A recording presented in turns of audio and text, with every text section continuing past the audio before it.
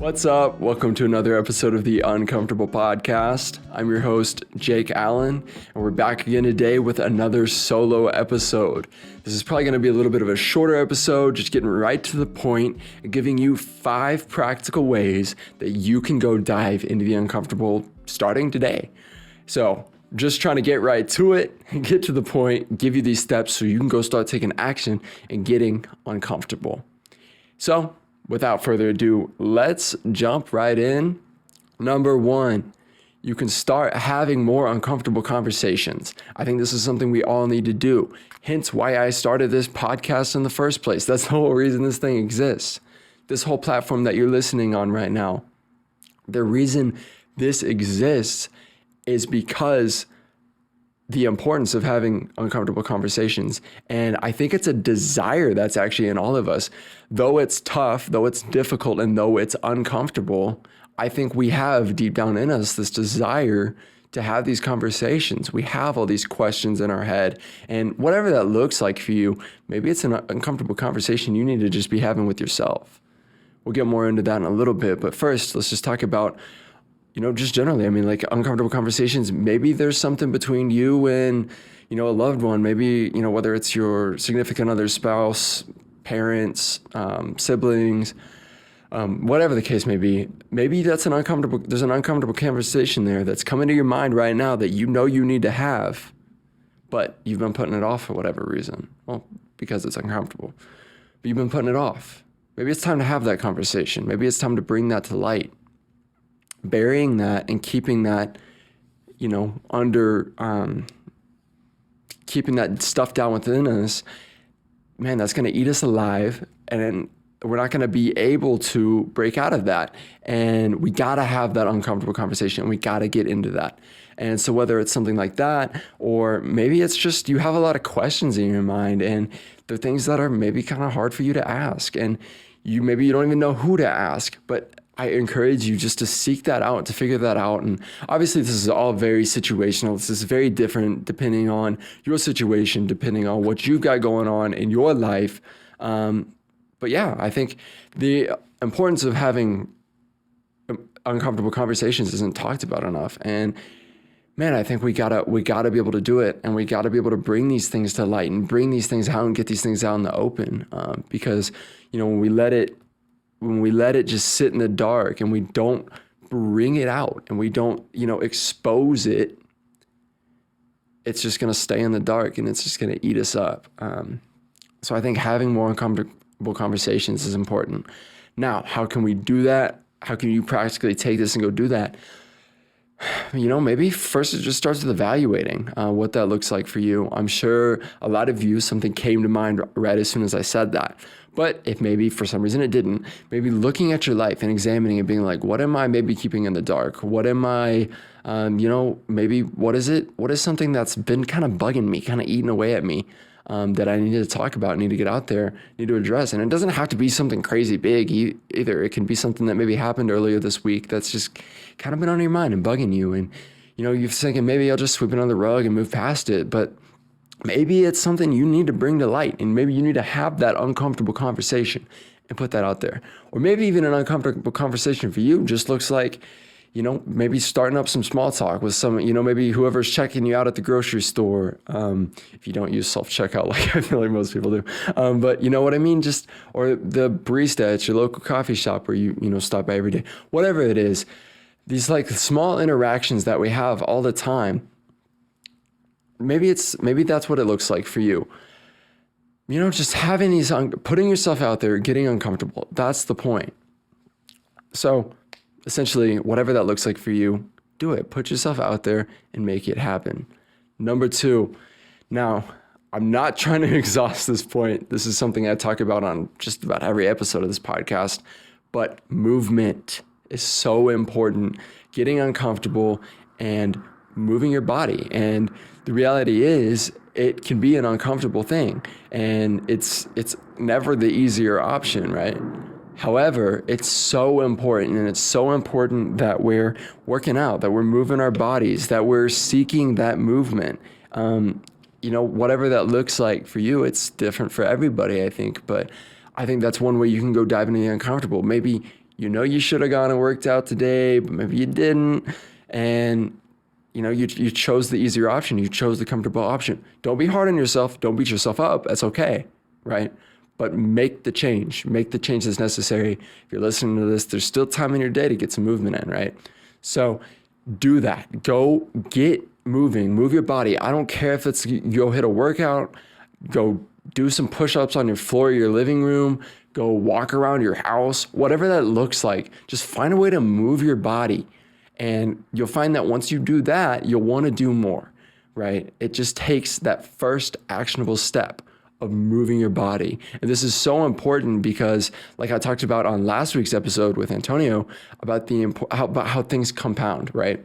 And so when we're working out, we're building resilience in our mind so that in every other aspect of our life, when we're pushing ourselves and we're like, okay, I'm going to do one more rep here, and that's going to push you to go one step further in your business or in your, whatever it is that you do.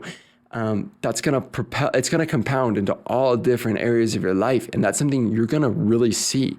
And once you start to see that, that's going to encourage you, and that's going to just keep building and building and building upon that. So it might seem like a little thing. It might seem like a minor thing, but on the flip side of that is when you say, nah, no, like I've said before, there's the intentionality of saying like, I'm going to rest. That's different. I'm not talking about that. But when you say like, I don't really feel like working out today, that decision of choosing comfort, you're going to choose comfort in other areas of your life too. When you allow comfort in, comfort wants more of you. Comfort wants to consume you. And, and so the more times that you choose comfort, the frequency in which you choose comfort is going to keep growing, right? But if you're choosing the uncomfortable, you're building resilience within your mind, and you're building that resilience to be able to say, all right, I'm going to choose the uncomfortable, and I'm going to do the things that are going to push me forward. So not to say that just because you go for a walk, like your life's going to like magically change, but it's in the little details. It's in the little day-to-day things, right? Go move your body.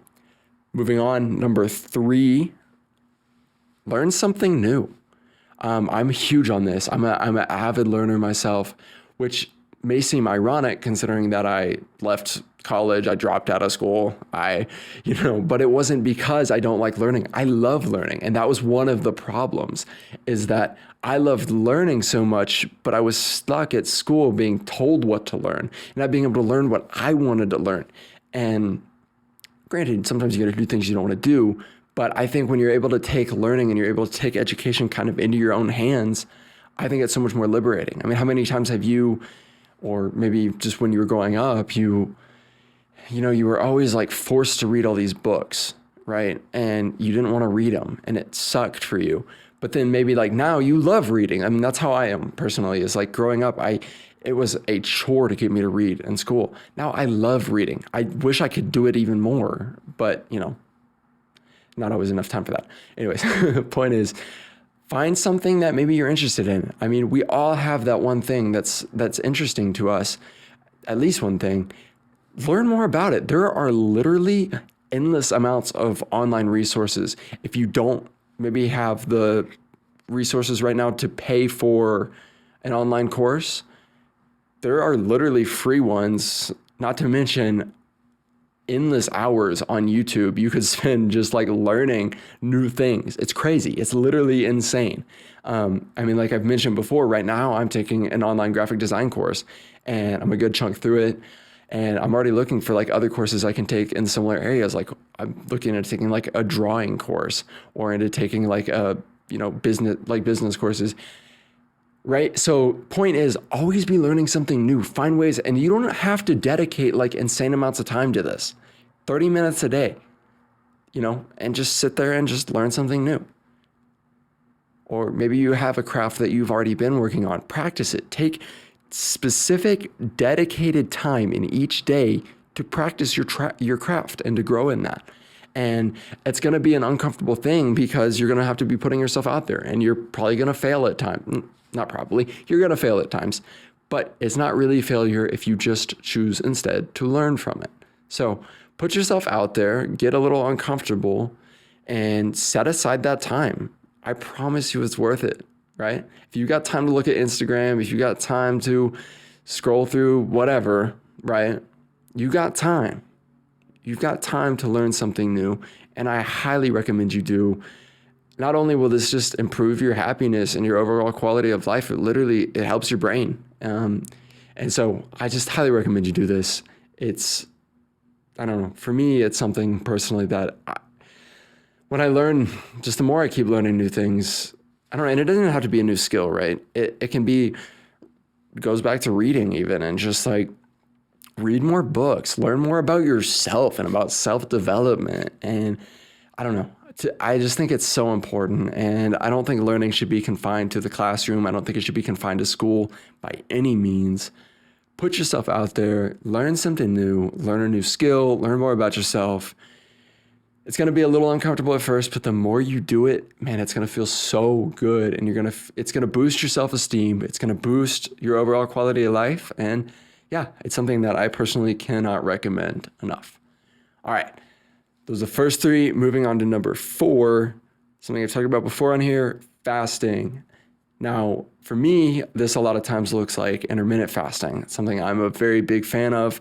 Granted, before you dive into any sort of food fasting, water fasting, whatever, I highly recommend you consult an expert. I'm not an expert. This is just something that I enjoy doing. It's something I believe in strongly, but seek professional advice on that. Just feel like that's something I need to say because fasting does not mean like starve yourself. Okay, that out of the way. For me, like that's what it looks like. Intermittent fasting, and it's very uncomfortable because, I'm someone who likes to eat. I like my food, but it's got so many health benefits. It's so good for you. And so that's one way to fast, but there's more than just fasting from food. Maybe that's fasting from social media. Maybe so many of us suffer from social media addiction and addiction to our phones.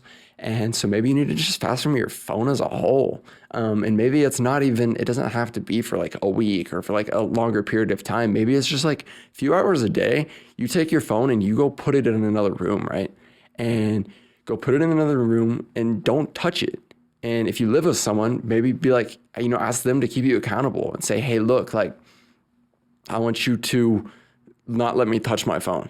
And, maybe that's what you need. Maybe it's just from social media. Maybe you just need some time away. A good feature for that is actually, if you have an iPhone, the downtime feature.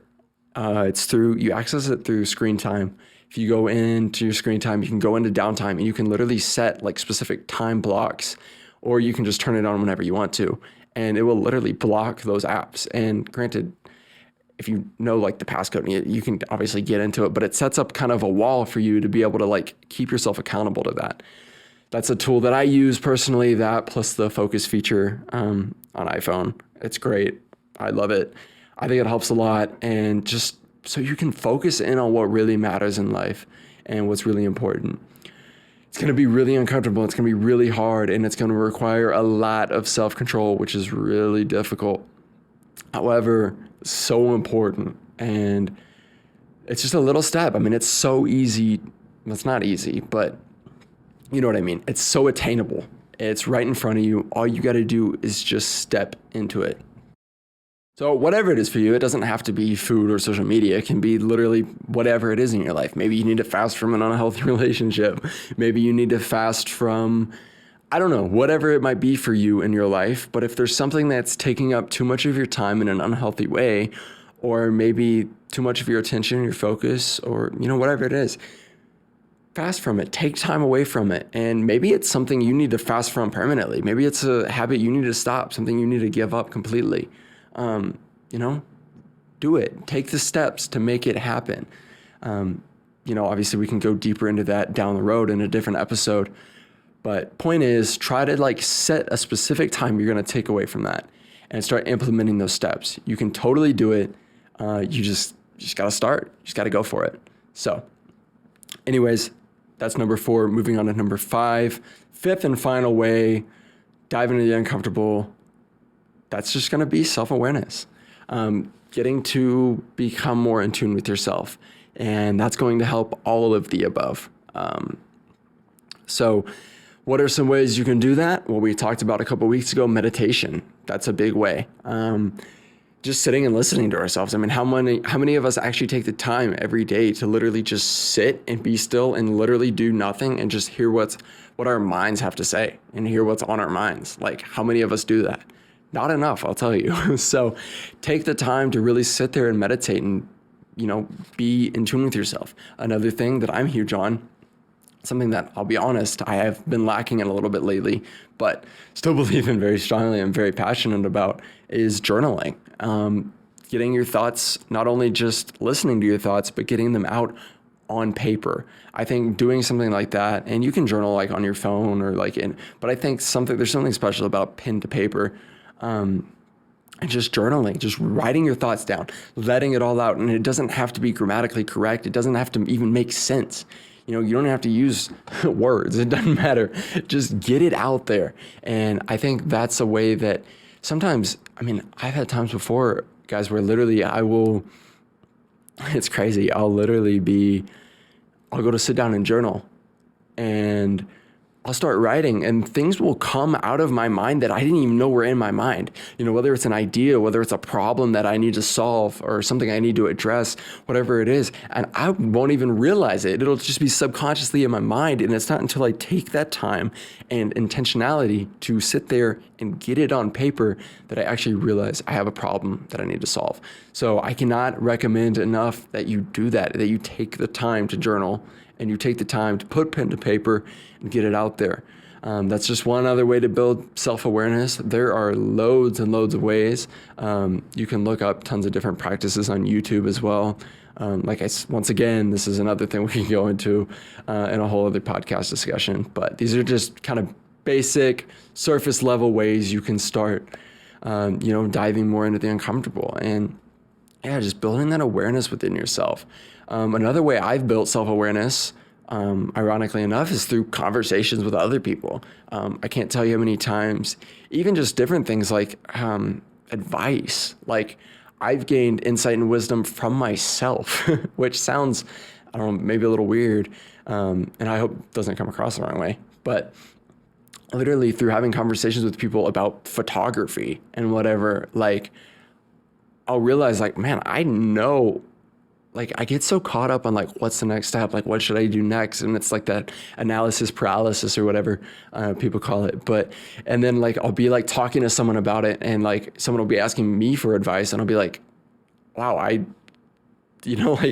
giving myself advice in this situation. And I needed to heed my own advice and take my own advice in that.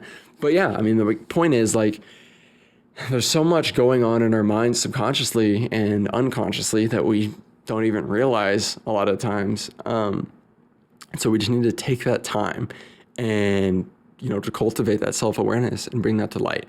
So like I said, there are loads and loads of ways you can do that. We could go on forever about that, which down the road we can. But for now, I just kind of wanted to leave you guys just with those few ideas. But ultimately, at the end of the day, let's recap. Point is, one way, movement. Another way, wow, I got out of order there. What was my first way? I forgot. Anyways, movement, self-awareness. You know what? Let me get my notes. I literally completely just got out of conversations. That's what it was. We have uncomfortable conversations, movement, learning, fasting, and self-awareness. Those are all 5 quick little ways. Obviously, there's loads of other ways you can get uncomfortable, but those are just kind of a 5 general, broad scope of ways that you can get uncomfortable, literally as soon as you finish listening to this podcast. So with that said, go implement some of these ways in your life. I would love to know any other ideas you have, any other ways that you find yourself getting uncomfortable on a day-to-day basis. And how you plan to maybe implement some of these ways into your life. I love hearing from you guys. You can always feel free to shoot me a DM, drop a comment if you're watching this on YouTube. Let me know. But anyways, that said, any feedback is always welcome as well. And look, if you're watching this on YouTube, if you guys could please leave us a subscribe and turn on that bell notification, as well as tap that like button. It would mean a lot. And if you're listening on a major streaming platform, if you could leave us a rating and review, helps a lot with rankings and algorithm and all that fun stuff. So anyways, thank you guys so much for tuning in to this episode of the Uncomfortable Podcast. I encourage you, go dive into the uncomfortable today. Go push yourself. Go build that resilience. Break out of that comfort zone. Your growth is never found there. Your dreams are never accomplished there. And your best life is never lived inside of your comfort zone. Go break out of it today. Go push your limits a little bit. Get out there. Take that leap of faith into the uncomfortable, into the unknown, and know that I'm backing you every step of the way. I'm rooting for you. I'm your biggest fan, cheering for you all the way through. Keep going, keep pushing, and if you ever need anything, my DMs are always open. Please never hesitate to hit me up. Anyways, thank you guys so much for tuning in. Stay tuned next week for another guest episode, diving into more uncomfortable conversations, as always. Thank you guys again, once more, for tuning in to this episode of the Uncomfortable Podcast. Until next time, keep on diving. What's up, guys? Jake here again. Just wanted to thank you real quick for listening to this episode of the Uncomfortable Podcast. If you enjoyed this episode, I ask that you would please go leave us a rating or review wherever you're listening to this. Really helps us out, really helps us tell more people about the uncomfortable and to help more people live fulfilled lives. So if you could go take 2 seconds to go do that, that would mean the world. Now go take one actionable step towards your dreams today and to apply what you heard here on this episode. You got this. I'm rooting for you as always. And once again, thank you so much for listening to the Uncomfortable Podcast. Take yourself out your comfort zone. If you want to be ordinary, you ain't even got to listen to me. Comfort is overrated. We've got to get comfortable with being uncomfortable.